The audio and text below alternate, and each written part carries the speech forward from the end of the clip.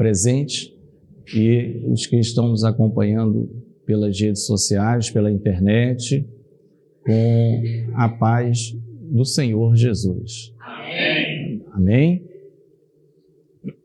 Mais um dia de bênção, de festa ao Senhor, tá? Festa no deserto, nesse mundo que não tem nada para oferecer, nós estamos festejando ao nome do Senhor. Eu convido os irmãos a abrirem a palavra de Deus, que é a continuação, estamos estudando o livro de Atos, em Atos capítulo 13, a partir do 41. Nós terminamos com o 41 no último estudo, né?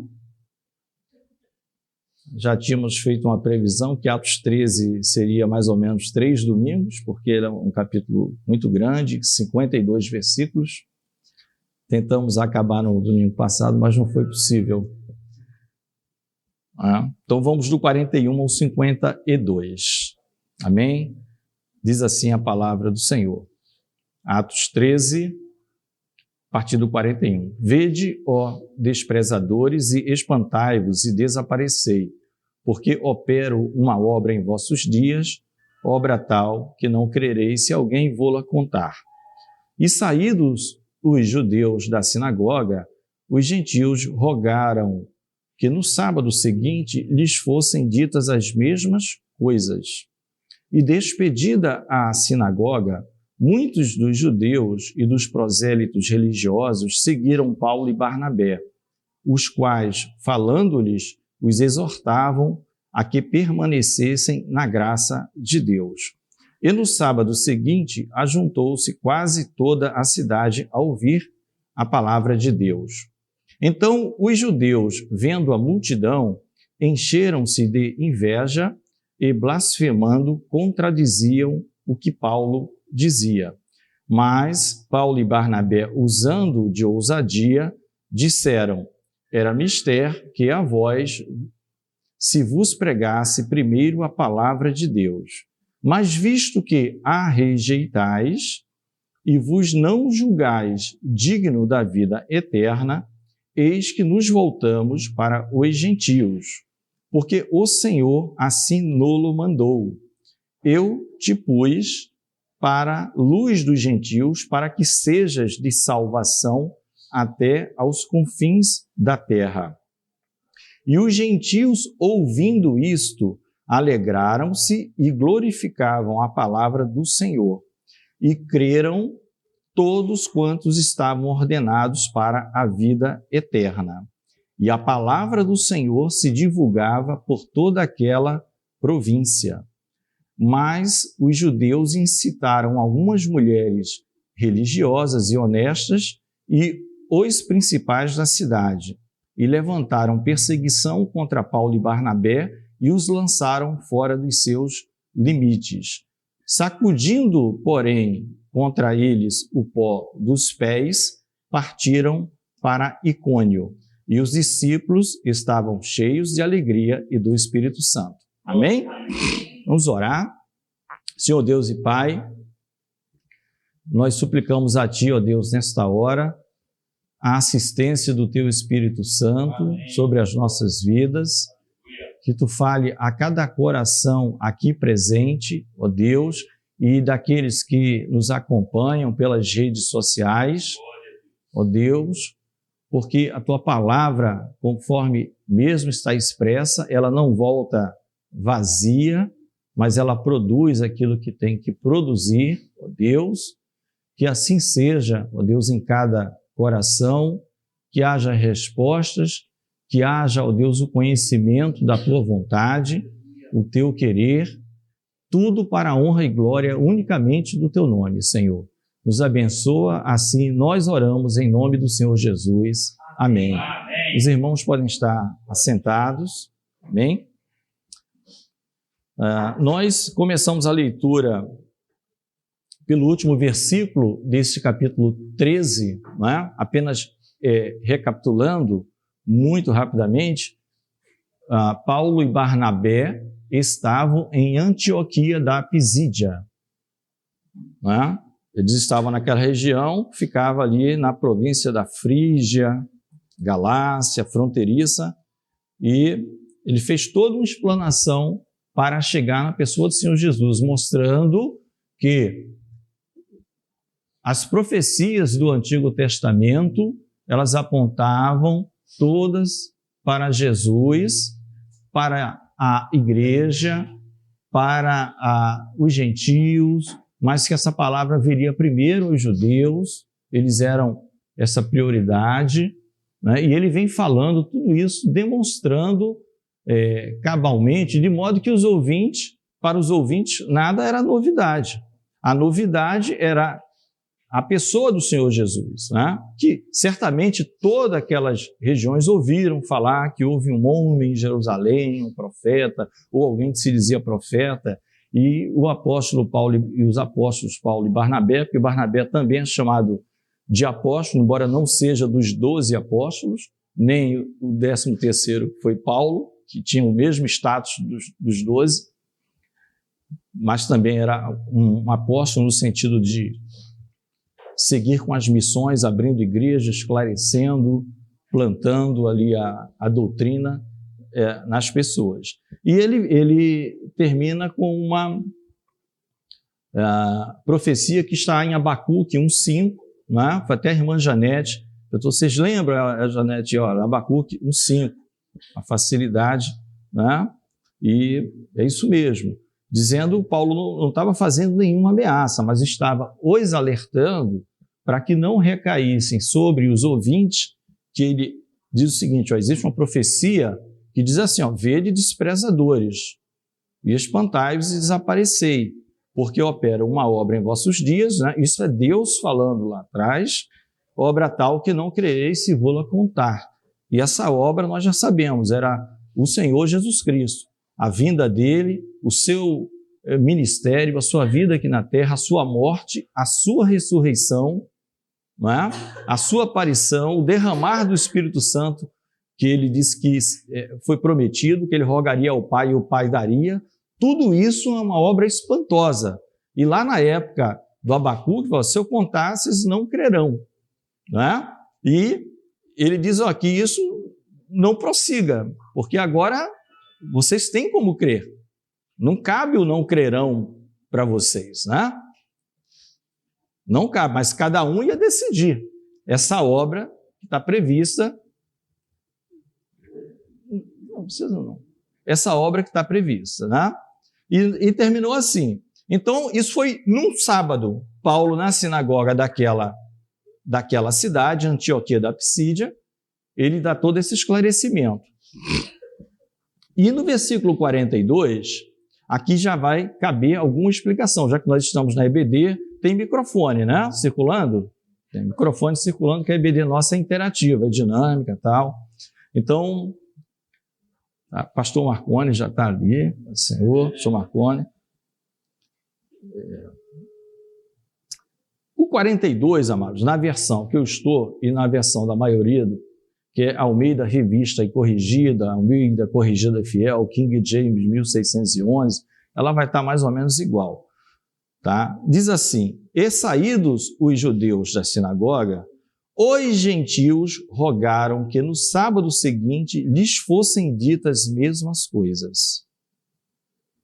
Então, vocês observam que terminou o culto naquela sinagoga, tá? Isso num sábado.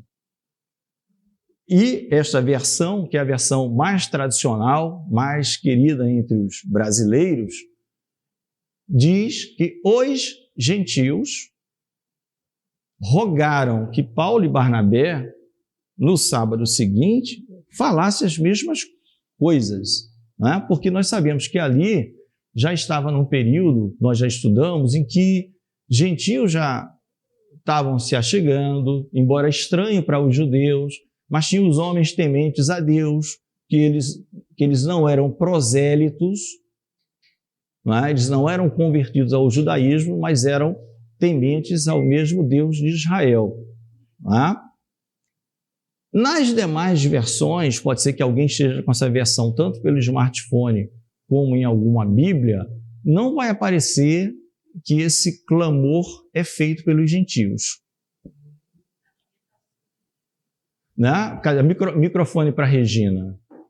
Não, pode falar, é interativo, pode comentar. Só os pastores que só podem ajudar. Os pastores, sempre que pegam o microfone aqui, viu, pastor Marconi?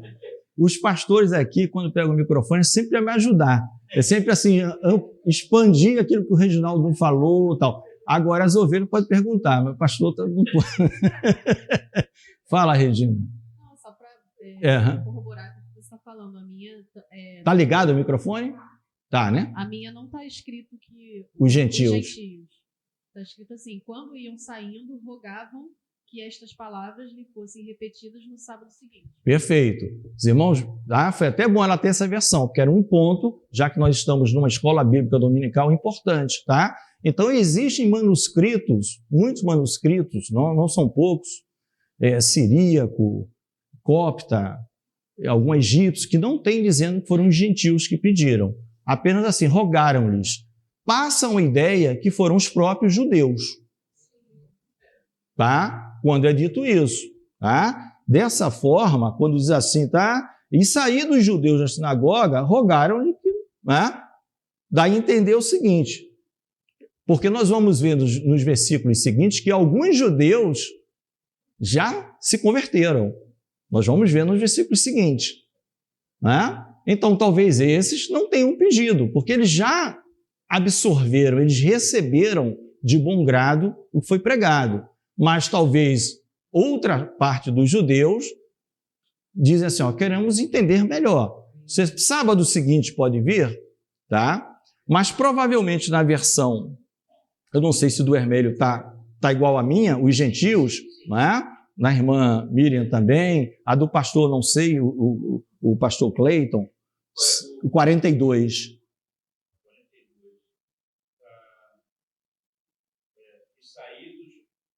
E saídos os judeus da sinagoga, os gentios pediram. Isso. Então, é isso que eu falo, essas versões que têm o mesmo... Eles pediram, tá? Então, o que está eles, os comentaristas entendem, em regra geral, que se trata dos próprios judeus que pediram. E as que estão explicitamente gentios, não tem como dizer que são judeus, né? Porque está escrito que foram gentios. Esse é o texto Receptus, que é o King James 1611, ACF e Almeida Revista Corrigida, tá? E qualquer outra correlata que tenha a mesma, tá? As demais estão... Então, vocês muitas vezes vão ver comentários bíblicos falando que o judeu e o outro dizendo que é o gentio. Então, como nós estamos no EBD, estamos esclarecendo, não fica na dúvida. Por quê? Porque o que mudou? São as fontes, chamado texto crítico, texto majoritário, texto etc. Tem essas coisas que não é o caso aqui, é apenas para dar um esclarecimento. De qualquer forma, algo deixa marcado, vai ser, minha irmã, algo ficar marcado, a esposa do pastor Marconi, algo fica marcado para nós. O discurso do amado irmão Paulo e Barnabé foi impactante. Né? Foi algo que mexeu nas estruturas religiosas que eles tinham fixado, a ponto de dizer, olha, não, vem sábado de novo. Vem sábado de novo, por favor. A gente quer ouvir melhor, a gente quer ouvir isso aí. Não é? Então, isso é importante para o desenvolvimento dos versículos seguintes que nós vamos comentar. Não é? Isso é muito interessante. E aí, despedida da sinagoga, muitos dos judeus e dos prosélitos religiosos seguiram Paulo e Barnabé. O que isso quer dizer? Já no primeiro discurso do sábado, muitos dos judeus daquela sinagoga de Antioquia da Pisídia e prosélitos, que eram não judeus convertidos ao judaísmo, tá? Esse é o significado de prosélito, né? Nem todos sabem, mas a gente está repetindo e tal. Então, toda vez que você falar em prosélito, judeu, não judeu convertido à religião judaica. Tá? Então, muitos deles já colaram em Paulo e Barnabé. Entendemos, Jesus é o cumprimento das profecias, Jesus é o propósito, Jesus é a boa nova, Jesus é o evangelho, né? Sabemos que ele é o portador do evangelho, claro, mas ele vai no próprio evangelho, ele se revela, ele vai se revelando como sendo a boa nova, como aquele que morreu por nós, pagando a dívida impagável por qualquer ser humano, né? Aquele que nos justifica, trazendo a justiça dele e imputando em nós, né? Aí eles saem no 43 e Paulo e Barnabé os aconselham, falando, ó, os exortavam a que permanecessem na graça de Deus. Tá?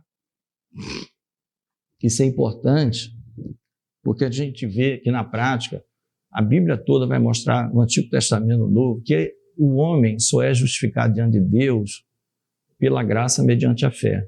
Isso antes da lei, durante a lei, né? Durante a lei. Por que durante a lei? Porque a lei, ela dava ritualísticas, dava demandas impossíveis do homem cumprir. Mas o problema não estava na lei. A lei do Senhor é boa, perfeita. O problema está no ser humano, que não consegue cumprir. E é proposital isso, para o homem ver que ele não cumpria, mas existia um escape. Todos os anos, a expiação, que era uma festa.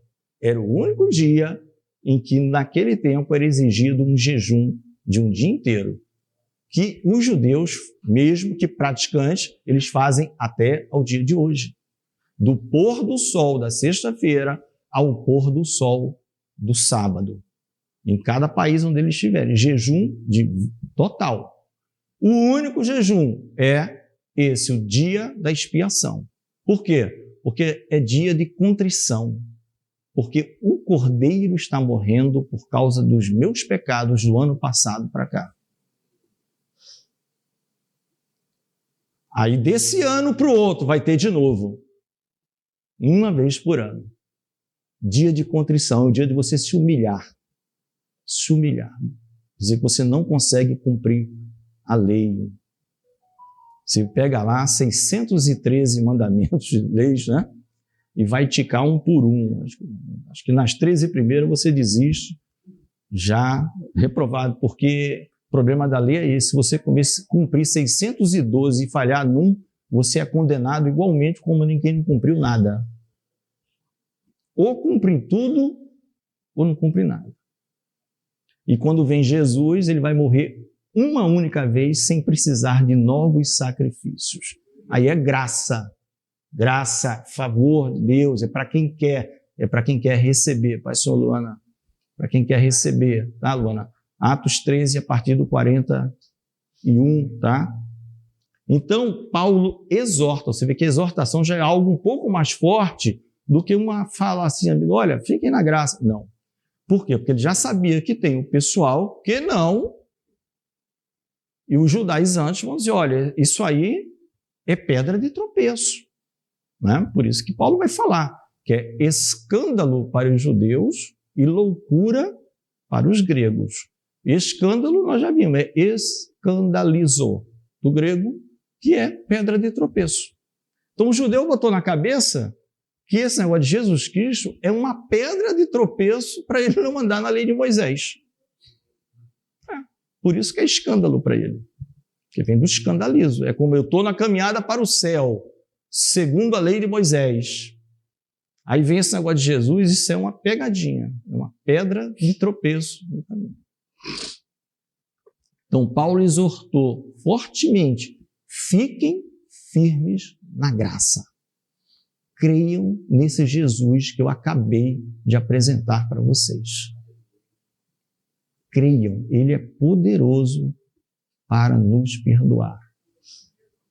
Vocês não serão aquela perfeição, mas vocês terão ele como advogado. Enfim, tudo que está no Testamento, que o próprio Paulo vai escrever, eu tenho a impressão que o relevante em termos de tempo, o que ele pôde falar, ele falou. Paulo era assim, era pragmático. Ele vai dizer, aqui no próprio livro de Atos, nós vamos ver mais para frente, ele vai dizer, nunca vos deixei de anunciar. Né? E aí eu uso a minha palavra, porque ele vai dizer um outro trecho, mas é isso que ele quer dizer. Nunca deixei de vos anunciar aquilo que é relevante. Ele não se detinha em picuinhas, sabe? Mas aquilo que é relevante, aquilo que o homem não pode deixar de observar na caminhada cristã. Amém? Amém. E no sábado seguinte, irmãos, olha, foi um sábado, né? E no sábado seguinte, ajuntou-se quase toda a cidade a ouvir a palavra de Deus. Né? Por isso que faz sentido também falar de que foram os gentios que pediram, aqueles tementes a Deus, aqueles que ainda, né, queriam as migalhas. Lembra daquela situação da mulher Cirofenícia, né? Minha filha está endemoniada, Senhor, meu filho, o Senhor não vai dando bola para ela, ela vai falando, o Senhor, pá. E ela, não, mas por favor, o Senhor, pá. Eu não vim senão as ovelhas perdidas da casa de Israel. Pá. E ela com fé. Né? Não é bom tomar o pão dos filhos e dar aos cachorrinhos. Mas, Senhor, o cachorrinho come da migalha. Mulher, grande é a tua fé. Né? Ela não era judia, não. O Senhor já estava apontando a salvação para os gentios, hein? O Senhor já estava apontando. Grande é a tua fé. Então ali fica um povo também comendo migalha. Não ouve direito, né? É gentio. Ó, você fica por ali. Até porque não era o templo, tá, irmãos? Né? Todo mundo sabe disso. Templo, só tem um templo. É em Jerusalém. E que não tem no momento. Não existe templo. O resto é sinagoga. É como se fossem igrejas dos judeus, espalhadas pelo campo. Sinagoga é um lugar, podia ser aqui, né? Em termos estruturais, não tem nenhuma. Agora, o templo, só tinha aí o templo, o negócio era mais rigoroso. Aí os gentios já tem distância até para eles, tem muro de separação. Nós já estudamos isso em Efésios. Tem muro de separação, pátio das mulheres, é um negócio, né, grandioso. Grandioso. Mas aqui era uma sinagoga. Amados, no sábado seguinte, ou seja, o que aconteceu durante a semana? O boca a boca, que o irmão Hermélio aqui está mostrando. Olha, meu amado, tem dois homens aí, representantes do tal de Jesus Cristo, que nós abraçamos essa fé, só que a gente ainda não entendeu direito, mas a gente quer para entender se a gente está, pelo que eu pude entender, parece que a gente tem algum direito aí nesse Deus de Israel. Porque a história do Deus de Israel, irmãos, é importante lembrar que todos os povos, desde lá do Egito, a saída do Egito, todos os povos ouviam falar. Por quê? Por causa das maravilhas que eram realizadas, que nenhum Deus faz. A notícia chega, né? O correio daquela época era um escravo descalço, com a casca assim no solado do pé dele, vai entregar a mensagem do rei.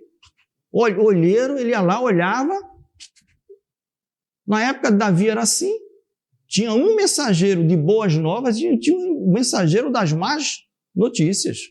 Quando o negócio estava complicado na guerra, ele saía correndo, rei, o negócio está feio. Aí, se fosse uma notícia boa, era o outro. O outro rei. Eram os mensageiros antigos. Os mensageiros antigos. Até dizem muitos dos atletas, aí eu não sei, talvez o meu genro, Rodrigo, que é dessa área da educação física, saiba, mas falam que os atletas africanos, nessas corridas de maratona, eles são muito acostumados geneticamente, porque tudo lá era assim, na corrida. Você passava montanha, era normal eles correrem para entregar ao chefe de uma tribo uma mensagem de outra tribo, era um sistema tribal, e ainda hoje existem alguns sistemas tribais. Então, séculos com essa rotina. Então, esses atletas africanos, ele tem uma facilidade, é logo ali, 40 quilômetros. Logo 20 quilômetros. Então, estão acostumadíssimos com isso. Descalço, espinho, pedra, coitado da pedra. O pé dele era... Esses camaradas são acostumados. Então, a notícia se espalhou. Aí veio a cidade quase toda para uma sinagoga. Aí é que começa o problema, não é? Paulo e Barnabé não iam perder uma chance dessa. Pessoas pedindo para ouvir a palavra de Deus, o evangelho, não, a gente vai ficar. Meus amados, aí vem o 45. O 45, como sempre, né? Os obstáculos. Né? Você quer trabalhar para Jesus, sempre vem obstáculo. Sempre. Sempre. Não é mar de almirante, nem céu de brigadeiro, como falam por aí. Né? Vai estar mar de almirante por um período, daqui a pouco o vento vira contrário, na última vigília da noite, o negócio fica difícil, aí vem a intervenção de Jesus. Pum!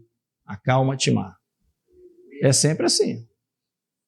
É sempre assim. Ele está lá em cima orando e vendo. Está lá nos evangelhos. Os judeus, esses judeus aqui, não se referem aos judeus e prosélitos religiosos ou piedosos, conforme a sua versão, que seguiram Paulo e Barnabé, logicamente, porque os que seguiram Paulo e Barnabé já se tornaram, vamos dizer, ajudantes dele. A gente quer, estamos com vocês. Estamos com vocês. Os judeus, do versículo 45, vendo a multidão, olha o motivador do que vai acontecer. Eles nunca viram uma multidão quando eles estavam lá seguindo o formalismo. Agora viram uma multidão que...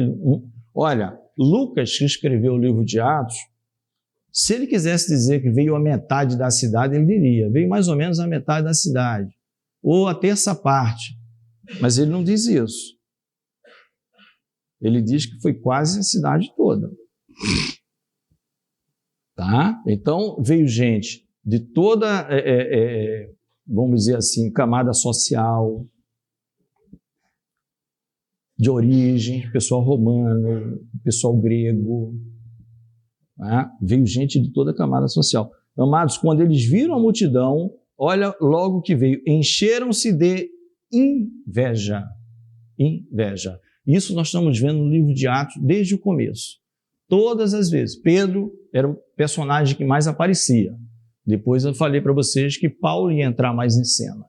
Mas era Pedro e João, né? Uma ênfase maior em Pedro.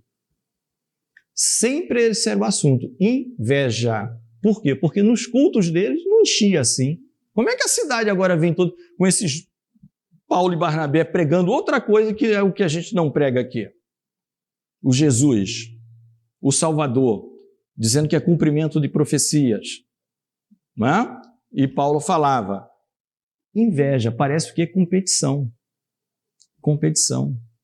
Ah, aqui enche mais, aqui enche menos, aqui tem mais pessoas, aqui tem... Não, a minha igreja é assim, a minha igreja é assado.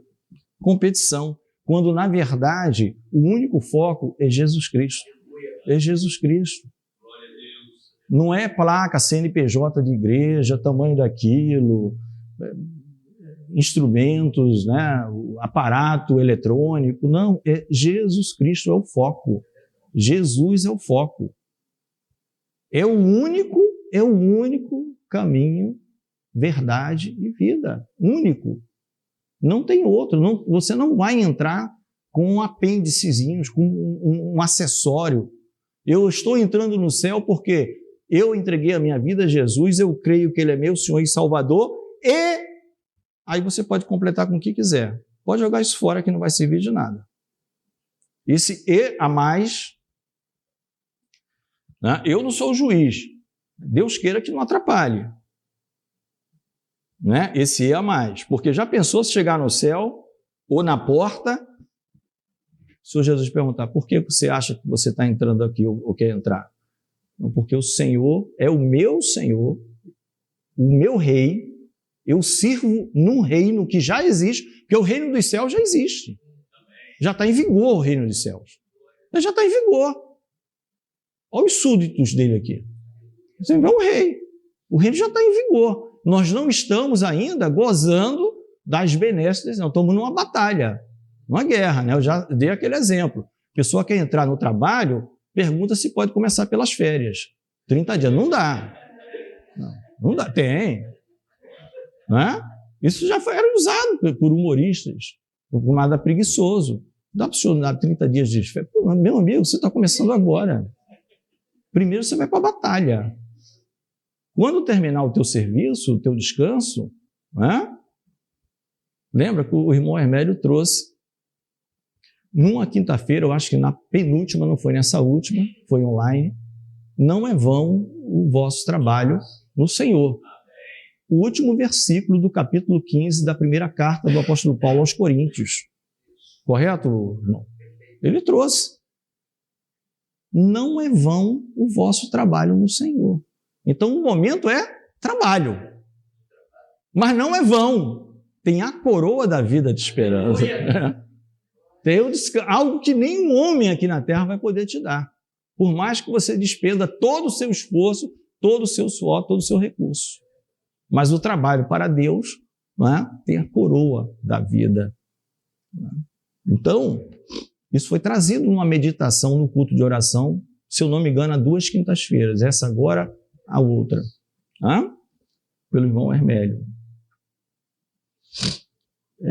Essas meditações, você vê como está tudo alinhado, né?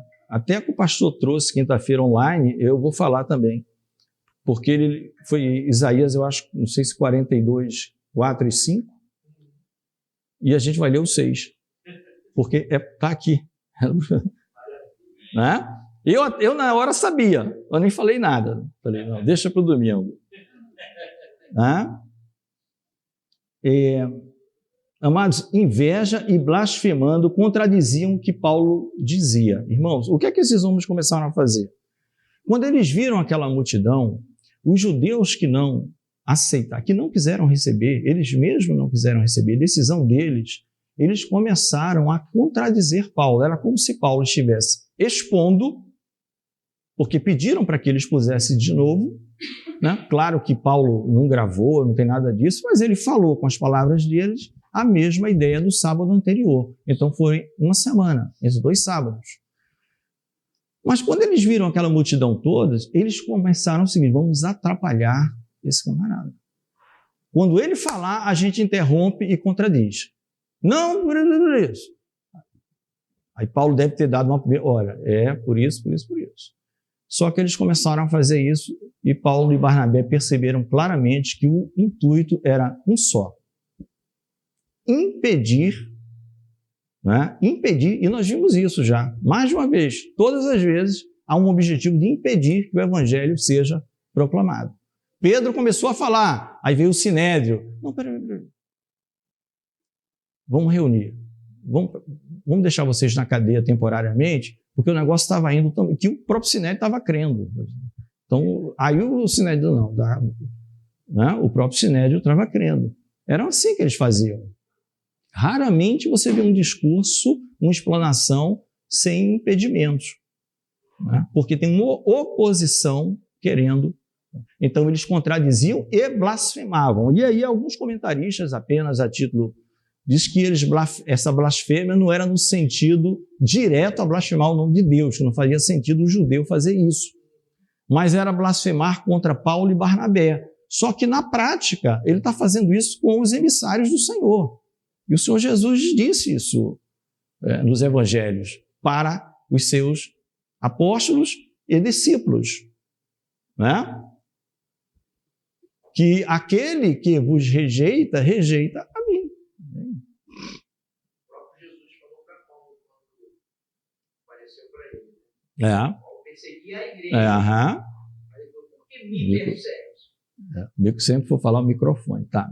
Perdão. Não, tá. Porque está gravando, né? Amém. Você estava colocando isso, eu lembrei justamente do caminho de Damasco. Do caminho de Damasco, quando Jesus chega para Paulo e não cita, por que você está perseguindo a igreja?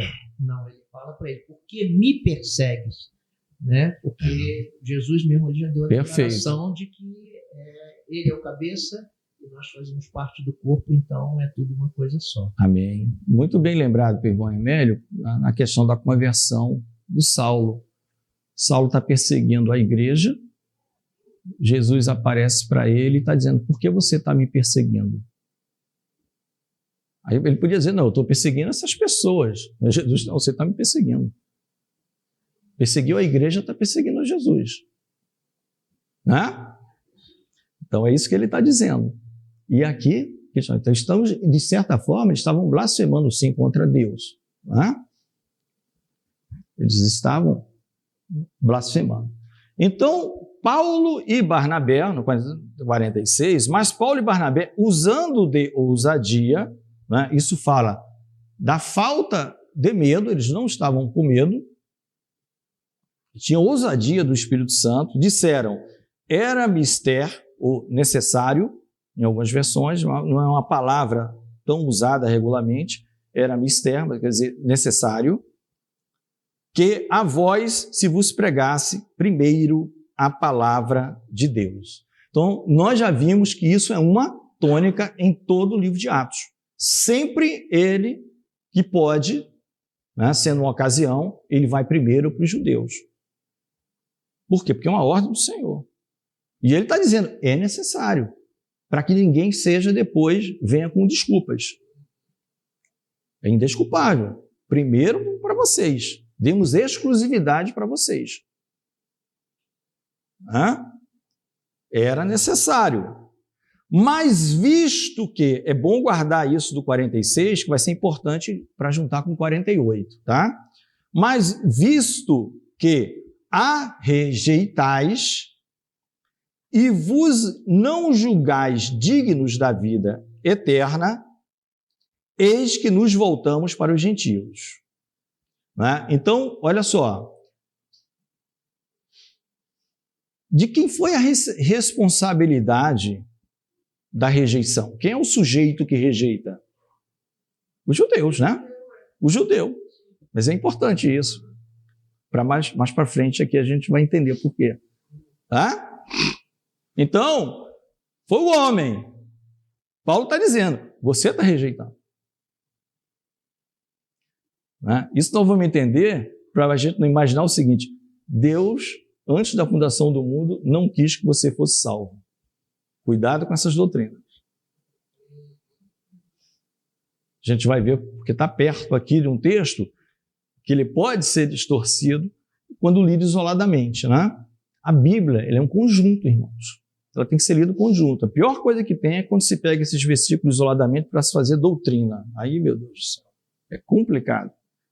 Você pega um versículo da Bíblia, ninguém sabe o que tem antes, nem depois. Nem quem é o falante e para quem está falando. E cria uma doutrina em cima daquilo. Um versículo solto na Bíblia. Sabendo que a Bíblia não tem nem capítulo nem versículo no original. Isso foi colocado posteriormente pelos homens. Não é? Só os salmos tinham ordem, porque os salmos são independentes. O Salmo 2, ele não é continuação do Salmo 1. Ele é outro salmo. O Salmo 3 não é continuação do Salmo 2, ele é outro salmo.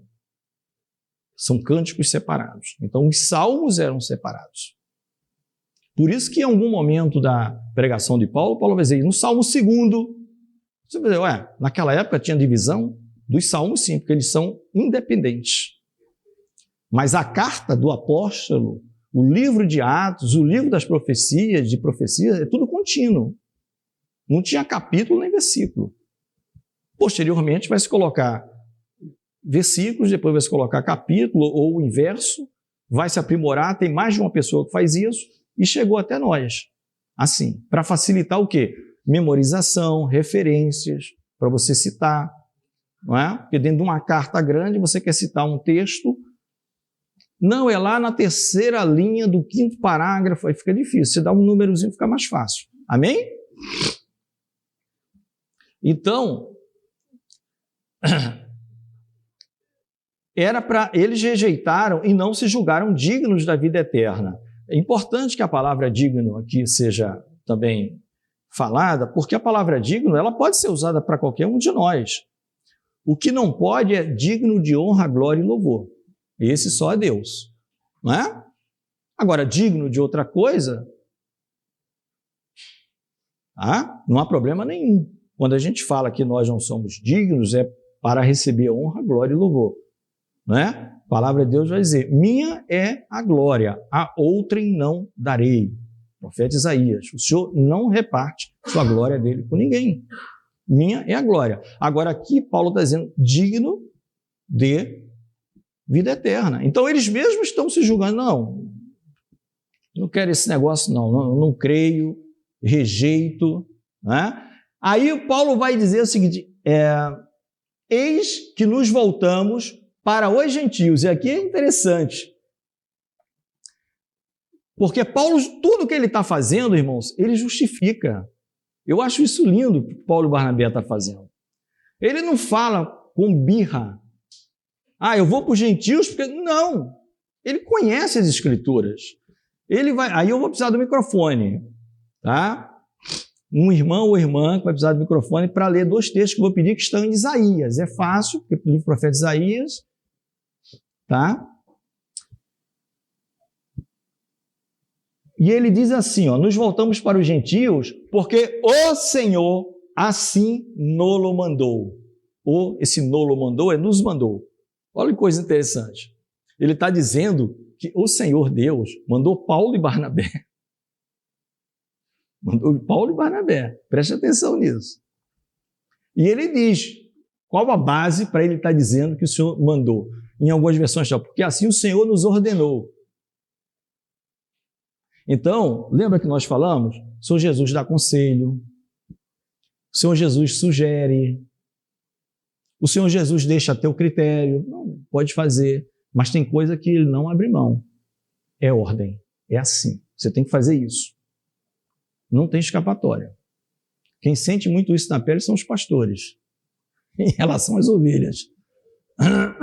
O pastor fica fugindo, é um assunto complicado para resolver com a ovelha, até que o Senhor Jesus fala para ele assim, eu levanto o outro, se você não quiser fazer, tá? Não tem problema. Você vai para o céu, mas não precisa mais ser pastor, não. Não é, pastor?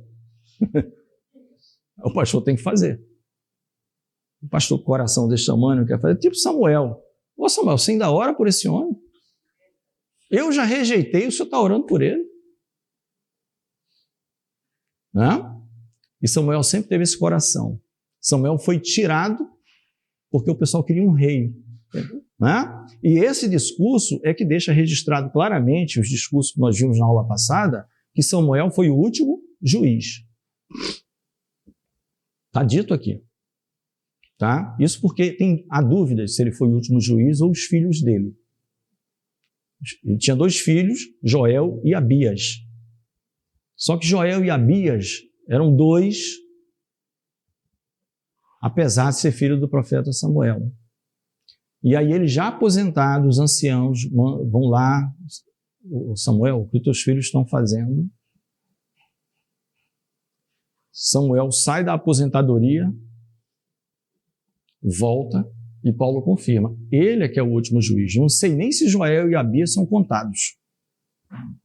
Entendeu? Então é bom o discurso, por isso que eu falo, esses discursos de Atos são esclarecedores de muita coisa que deixa dúvida no Antigo Testamento. Tudo que é explicado em Atos. Né?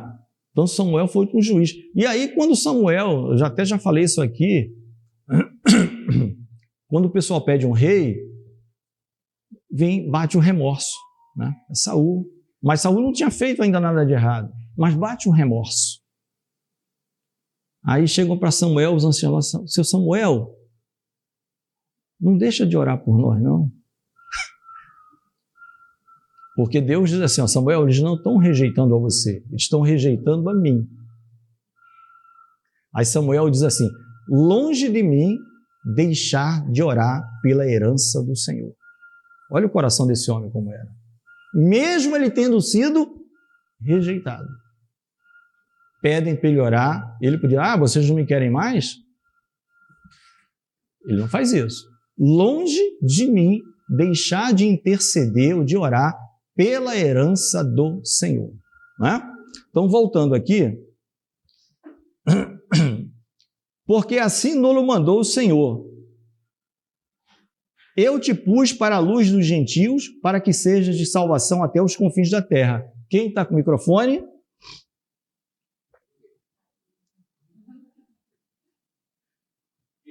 Isaías 42:6 e 49:6, os dois. É fácil, que é 42:6 e 49:6. Isaías 42:6. É o servo do Senhor em ambos os casos, só que aquele com S maiúsculo, é um servo bem conhecido chamado Jesus Cristo. Isaías está profetizando. Isaías 42:6, que é a continuação do 4 e 5 que o pastor trouxe na meditação de quinta. Quem pode ler? Amém. Isaías 42:6. Eu, o Senhor, te chamei em justiça, e te tomarei pela mão, e te guardarei, e te darei por aliança do povo, e para a luz dos gentios. Amém? Luz dos gentios. Já está profetizado que Jesus Cristo seria a luz dos gentios. 49:6.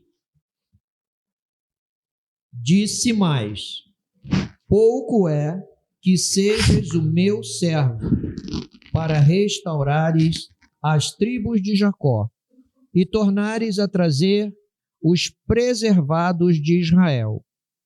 Também te darei para a luz dos gentios, para seres a minha salvação até a extremidade da terra. Olha que coisa linda. Profético. O que é que Deus estava dizendo assim para o filho? Pai, é pouco.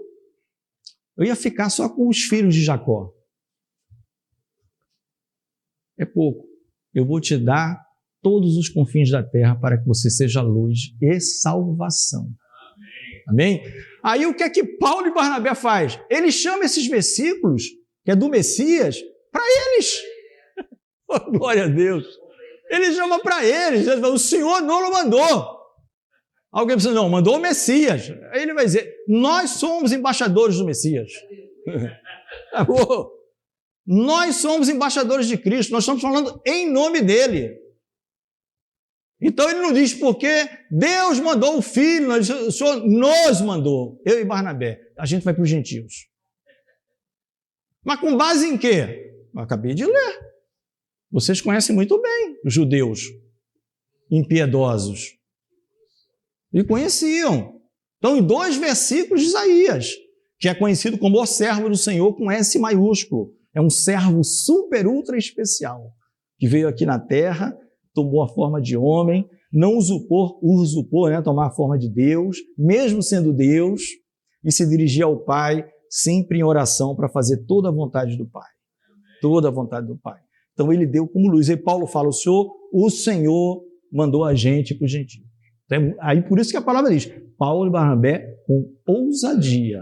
E é com ousadia que nós entramos no Santo dos Santos sem sermos fulminados. Não está em Hebreus? Entrai com ousadia no Santo dos Santos, pelo sangue de Jesus. A gente entra pelo sacrifício de Jesus que ele fez por nós.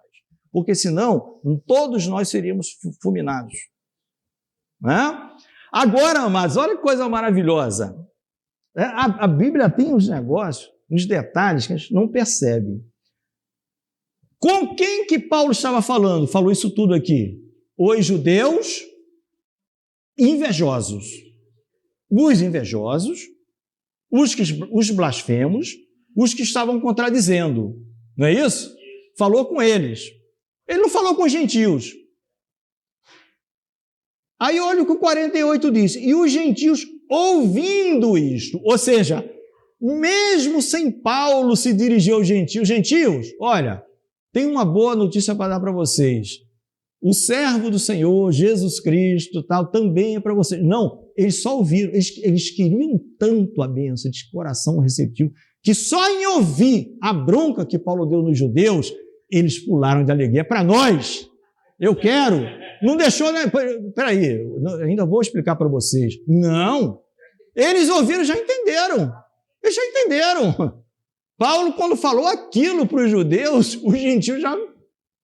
Alegria, todo mundo pulando de alegria. É para nós. É para nós. Eu não sabia que esse Deus de Israel também era para nós. É para nós. Então, é interessante que não tem direcionamento da fala de Paulo para eles. Paulo está falando, dando bronca nos judeus impiedosos. maldosos, invejosos, né? Se interpondo, né? Se interpondo. Lembra do Bar-Jesus, que ficou cego? Elimas, o mago, foi se interpor entre o procônsul Sérgio Paulo e Paulo, vai ficar cego por um período de tempo sem ver o sol. Mas não fica preocupado não, a tua vista vai voltar, não sei quando, mas vai. E o camarada ficou cego na hora. Porque estava atrapalhando um servo de Deus falar a palavra de Deus. Não faz isso não. E os gentios, ouvindo isso, alegraram-se e glorificavam a palavra do Senhor. E aqui que tem um texto importante para a gente comentar. E creram todos quantos estavam ordenados para a vida eterna. Amém? Isso é importante por causa da questão, não estamos brigando com ninguém, de calvinismo, né, arminianismo, mas por causa do calvinismo, que diz, Deus já tinha ordenado antes da fundação do mundo quem ele queria que fosse salvo. Né? E aqui, propositadamente, eu trouxe a Bíblia de Estudo Pentecostal, porque ela traz um pequeno comentário, mas muito rico, para mostrar que não é esse entendimento aqui, o que estavam ordenados eram aqueles os que o contrário do rejeitaram. Porque qual foi a posição do judeu? Algo está dizendo, eles não receberam porque estava ordenado a não receberem? Não, eles rejeitaram. E por que para receber o contrário? Não é assim. Primeiro eles receberam. Então, como eles receberam, entra a graça e a fé salvífica no coração deles. Os que receberam, os que receberam. Então, eu vou ler aqui o que diz o comentário desse versículo. Diz assim, alguns, né, abre aspas, porque a Bíblia de Estudo Pentecostal dá o crédito à pessoa que fez, né, ao grupo que fez esse estudo. Alguns entendem que este versículo ensina a predestinação arbitrária ou fatalista, se você quiser, como é ultimamente mais falada. Entretanto, nem o contexto, nem a palavra traduzida ordenados, tá? Enfatiza este assunto. Nem o contexto, porque a gente acabou de ver o quê?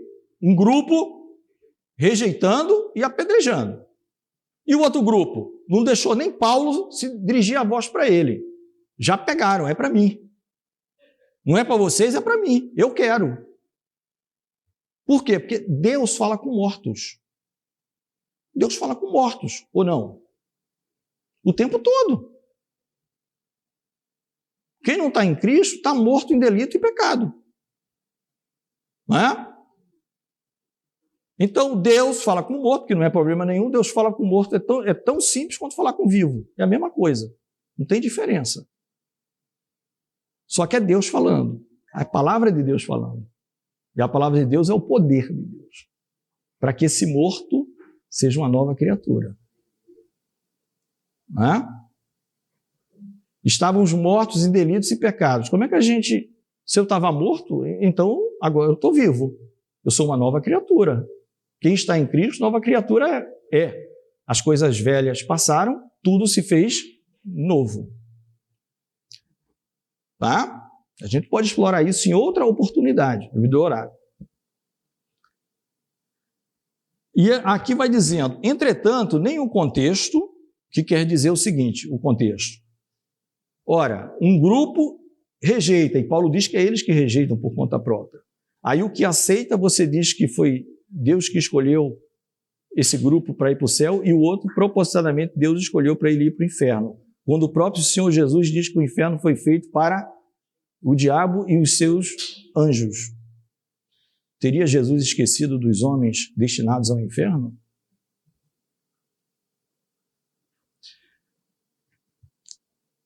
Não é dicionário, é concordância Strong, vai estar o verbo tasso, grego, tasso. Tasso é o verbo principal de ordenar, nomear. E no tempo que está aqui, que é o tempo passado, os estudiosos, não é o Reginaldo, não conheço nada desse detalhe, os estudiosos, né, diz que o passado é tetamenoi. é o passado desse taço.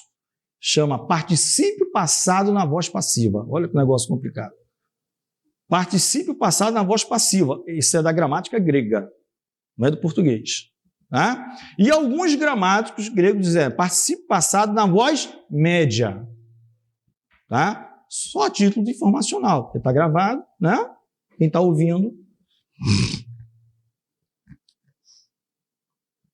O versículo 46 enfatiza explicitamente a responsabilidade humana na aceitação ou rejeição da vida eterna. Ou não? O 46, Paulo diz, vocês estão rejeitando. Tá? Ou então a gente vai ter que admitir que Paulo não sabia nada sobre eleição e predestinação. Porque é muito importante dizermos uma coisa, eleição e predestinação, ou escolha, são bíblicos. Não é nada que não é bíblico. São totalmente bíblicos. Agora, a interpretação é que são diversas em duas grandes correntes e suas subdivisões, tá? A melhor interpretação de tetagamenoi, portanto, estavam dispostos, quer dizer, e creram todos quantos estavam dispostos para a vida eterna. Esta interpretação concorda totalmente com as afirmações, ele vai dizer uma série de versículos, mas o que mais me chama a atenção, e eu vou pedir ao irmão Hermélio, é ler em Romanos 11, de 20 a 22. Para a gente já pular isso aqui. Romanos 11, de 20 a 22, só para os irmãos, enquanto ele está procurando, os 3 capítulos de Romanos 9, 10 e 11 é um grande parênteses em que Paulo vai dar uma explicação sobre a situação de Israel em relação à entrada dos judeus na graça. Tá? Romanos 9, 10 e 11, eles não podem ser lidos isoladamente. Você não pode ler 9 sozinho, você tem que ler o 9, 10 e 11 para entender o que é que o apóstolo Paulo está falando aos romanos sobre salvação de Israel e gentios enxertados na oliveira. Era zambujeiro brabo. Amém. Carta aos Romanos, capítulo 11, versículo 20 a 22. Está bem. Pela sua incredulidade foram quebrados, e tu estás em pé pela fé. Então, não te ensoberbeça, mas teme.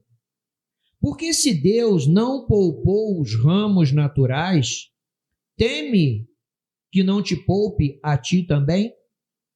Considera, pois, a bondade e a severidade de Deus.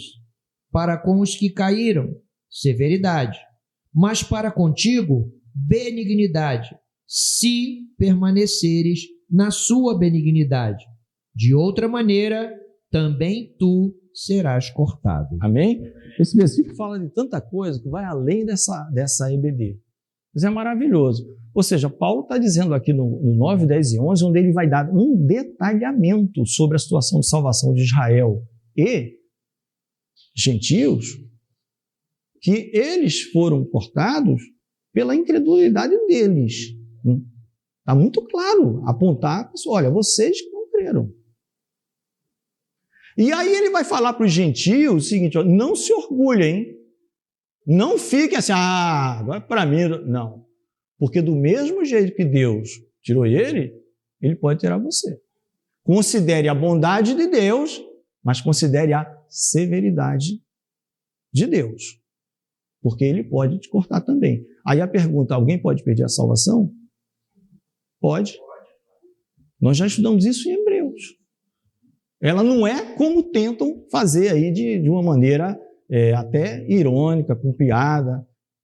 9 horas está salvo, meio-dia perdeu a salvação. Isso é piada até né? Acho infantilidade de quem fala um negócio desse.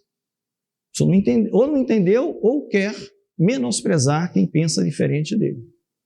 A salvação não se perde assim. Mano. A gente viu que apostasia em Cristo nós temos segurança de salvação. Por quê? Porque se você observar no Evangelho de João, todas as garantias, quem vier a mim eu jamais o lançarei fora, tal, é sempre unilateral da parte de Cristo. Ele é fiel, ele não falha. Está comigo? Eu nunca vou mandar você embora. Se você der problema, eu te ponho num castigo que você não tem ideia. Vai voltar para mim pianinho. Agora, apostatar é quando você, iluminado, tem todo o conhecimento, experimentou do Espírito Santo, todas as coisas, porque não se confunde com desviado. Muitos desviados voltam depois. Mas nós estamos falando de pessoas iluminadas, pessoas que já, tipo, como Demas, que andou com Paulo, mas amou o presente século. A palavra foi clara. Não é? Ou quando ele fala em Hebreus, pisou o sangue. O que quer ele dizer? A segunda aliança, no sangue de Cristo. Para quem foi iluminado. O camarada entendeu com todas as letras. Então ele apostatou. Ele apostatou. Não é? Basta ver Judas. Amigo, a que viestes? Se Judas dissesse, perdão, Senhor, eu traí o Senhor, está tudo certo, amigo. Já te chamei de amigo? Você quer mais? Quer falar, pastor? É importante esse tópico, esse ponto que está sendo levantado aqui, porque isso gera muita confusão na mente de algumas pessoas. Tá? Nós temos que entender duas coisinhas em relação à eleição e predestinação. Primeira delas, tá? Deus é atemporal. Aí já começa por aí.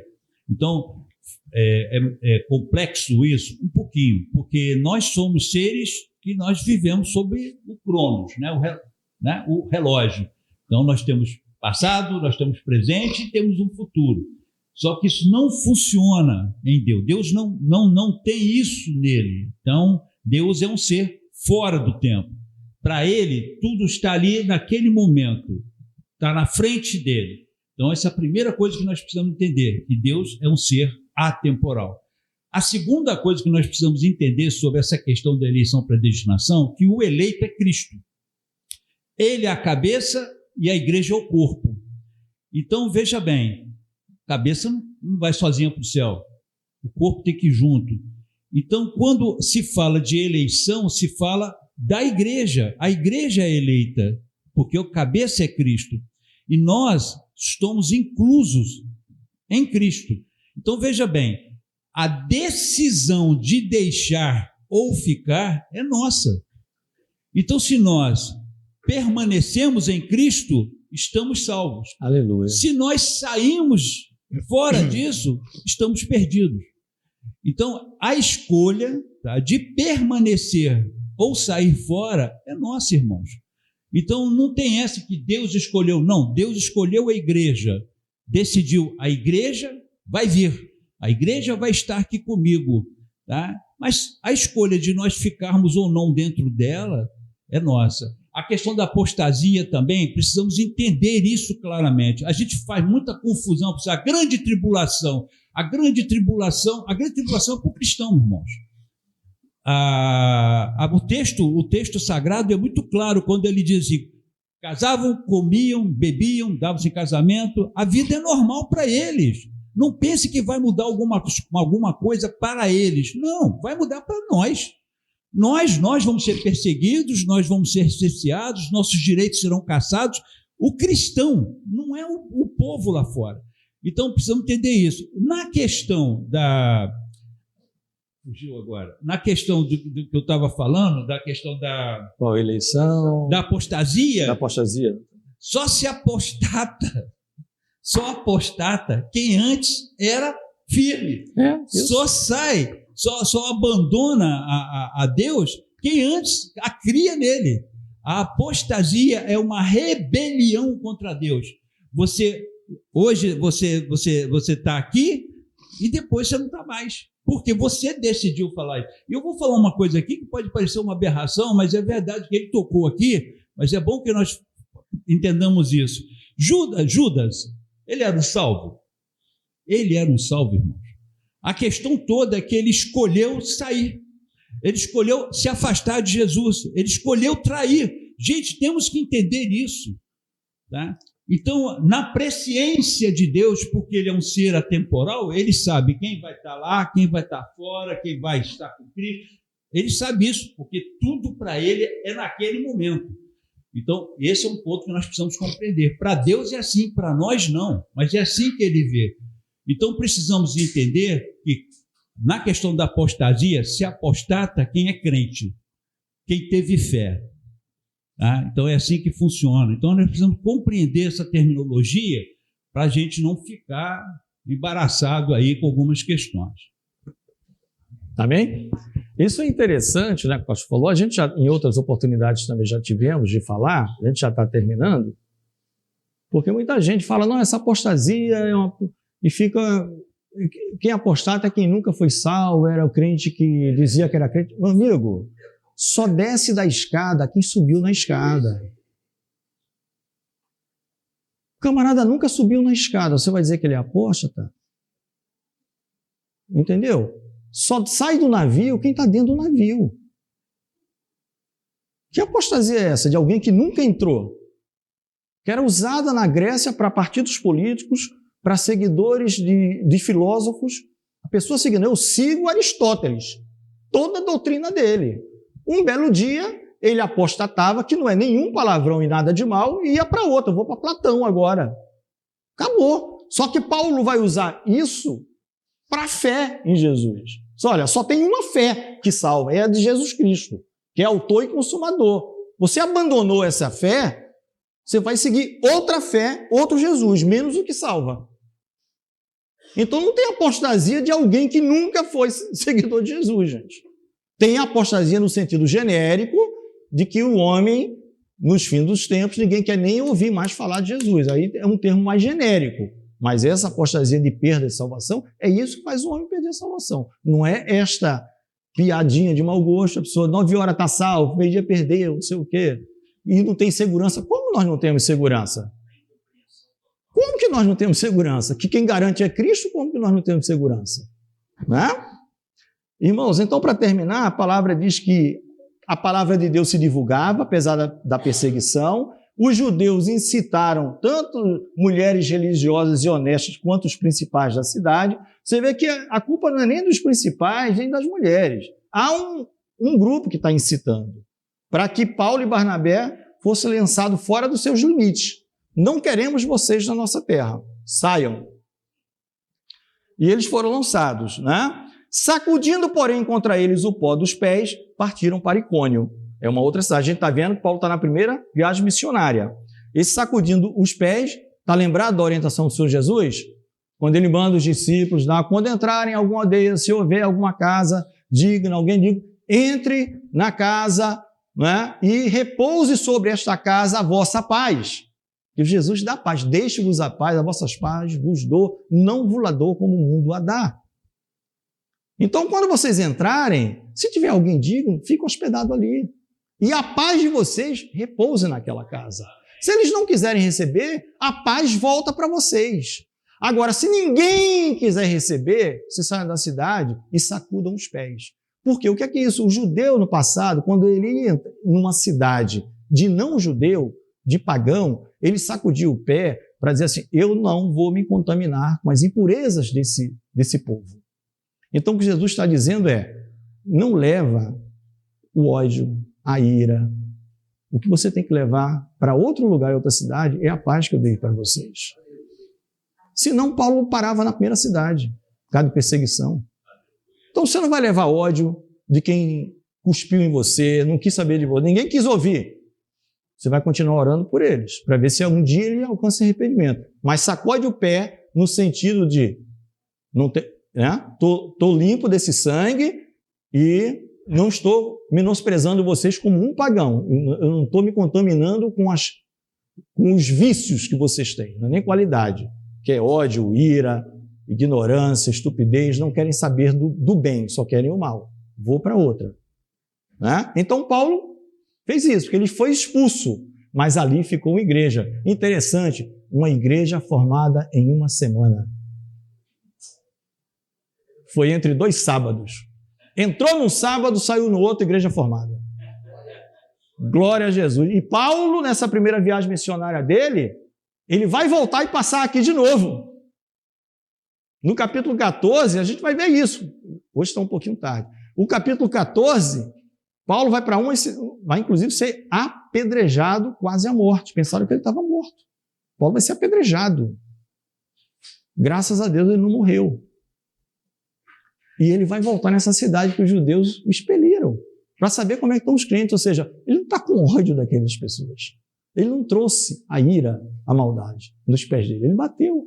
Ele vai com a paz de novo. Como é que estão os amados irmãos? A igreja está construída. aquela igreja feita em uma semana pelo Senhor Jesus. Vamos ficar de pé? Enquanto tinha esse rolo todo, essa confusão, o capítulo termina assim: e os discípulos estavam cheios de alegria do Espírito Santo. Amém? Amém. Não olhando as circunstâncias, cheio de alegria e do Espírito Santo. Né? A igreja formada em uma semana. Né? Em uma semana. Paulo deu uma deixa, foi dar uma bronca no judeu, o gentil pegaram, é meu. Você não vai nem falar para a gente, já é nosso. Você falou que é salvação para o gentil, eu estou, eis-me aqui. Eis-me aqui.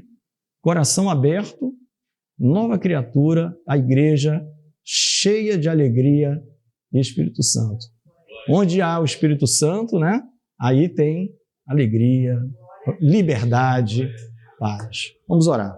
Senhor Deus e Pai, nós glorificamos, nós bendizemos o Teu santo nome, ó Deus, por este período de escola bíblica dominical, Pai querido, ó Deus, por tudo que tens feito em nosso favor e pelo muito que ainda farás, ó Deus, porque Tu és um Deus que não se cansa, conforme está na Tua palavra. Meu Pai trabalha até hoje e eu também trabalho em favor dos Teus amados, ó Deus.